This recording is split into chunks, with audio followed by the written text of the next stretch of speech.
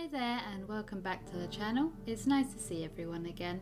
Today's video is about the religion of the Celtic Britons. Celtic religious practice and belief was oral in nature and was not recorded in written form by the Celts themselves. As a result, the available sources are often indirect, created by outsiders, or come from a later period after the Christianization of Celtic lands. Ancient Greek and Roman writers such as Julius Caesar, Strabo and Tacitus have provided us with descriptions of the Celts and their practices. While invaluable, these accounts are often limited in scope and may be biased, as they were written from the perspective of outsiders, some of them hostile, probably not well informed, as well as literature from the early Christian period. The ancient Celtic religion, commonly known as Celtic paganism, was one of the larger group of polytheistic Indo-European religions of Iron Age Europe.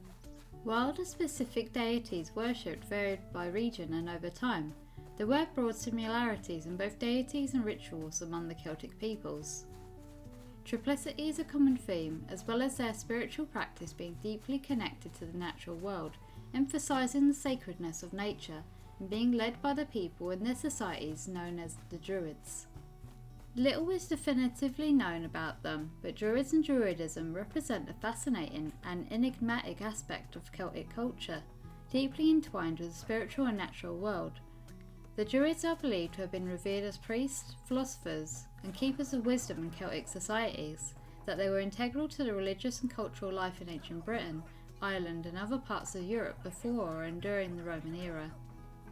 Widely worshipped deities found in many regions include Lugus, the tribal god Totatus, the thunder god Tyrannus, the horned god Cernunnos, the horse and fertility goddess Epona, the divine son Moponos, as well as Belanos, Ogmios, who was a god of speech, and who drew men by chains fastened to the tip of his tongue, and also Sucellus. Celtic healing deities were often associated with sacred springs. Animals were also important to the Celts and were perhaps themselves regarded as sacred, especially the bull, the boar, the stag and horse. Many of these animals were regarded as totems with protective qualities, and so they appear frequently in designs on weapons and armour. Celtic gods appeared in many animal forms. Because of this, Celts were often cautious and respectful towards animals. Epona is related to horses. Cernunnos was linked to stags, but also both snakes and birds, as they have been depicted in his artworks. A renowned Celtic battle goddess, the Morrigan, could transform herself into a raven and was believed to inspire warriors to call upon their inner strength to achieve greatness, but has also been known to appear in the form of three as separate deities or sisters as well. Celts also believed that animals like cattle, horses, pigs, dogs, deer, bear, snakes and birds were protected by gods, or more commonly goddesses. Early Celtic art included many water birds, and it is speculated that their ability to move on the air, water and land gave them a special status or significance among the Celts. The Celtic paganism as practiced by the ancient Celts is a descendant of Proto-Celtic paganism, which is in itself derived from Proto-Indo-European paganism. Many deities in Celtic mythologies have cognates in other Indo-European mythologies, such as the Celtic Brigantia, the Roman Aurora, the Vedic Usas, and the Norse Orvandil, the Welsh Arianrhod with the Greek Selene. After the Roman Empire's conquest of Gaul and southern Britain, Celtic religion there underwent some Romanisation, resulting in the syncretic Gallo-Roman religion with deities such as Lenus Mars, Apollo Granus and Telesphorus. The Gauls gradually converted to Christianity from the 3rd century onward. After the end of Roman rule in Britain, Celtic paganism began to be replaced by Anglo-Saxon paganism over much of what had become England. The Celtic populations of Britain and Ireland gradually converted to Christianity from the 5th century onward. However, Celtic paganism left a legacy in many other Celtic nations, influenced mythology, and in the 20th century served as the basis for a new religious movement, Celtic neo-paganism.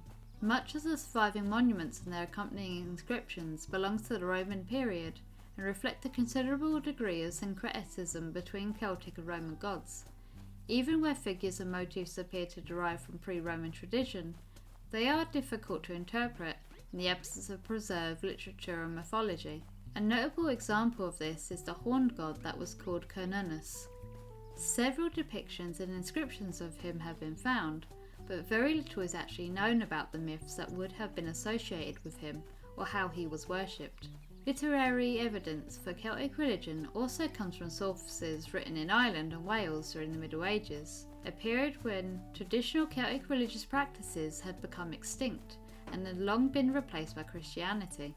The evidence from Ireland has been recognised as being in a better and more original state than from Wales, being viewed as both older and less contaminated by foreign material. These sources, which come in the form of epic poems and tales, were written several centuries after Christianity became the dominant religion in these regions, and were written down by Christian monks, who weren't only hostile to the earlier paganism, but also completely ignorant of it. Instead of treating the characters as deities, they are allocated the roles of being historical heroes who sometimes have superhuman or supernatural powers. Various Greek and Roman writers of the ancient world commented on the Celts and their beliefs. The Roman general Julius Caesar, when leading the conquering armies of the Roman Republic against Celtic Gaul, made various descriptions of the inhabitants, though some of his claims, such as the Druids practicing human sacrifice by burning them in wicker men, have come under scrutiny by modern scholars.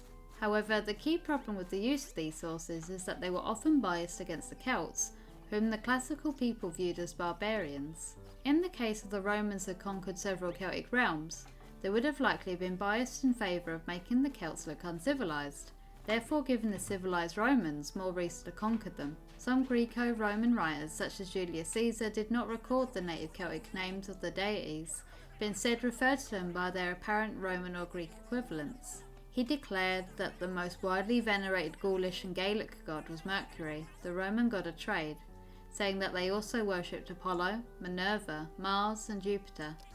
Caesar also said that they believed that they had all descended from the god of the dead and underworld, whom he compared to Pluto. Evidence suggests that among the Celts, offerings to the gods were made throughout the landscape, both the natural and the domestic.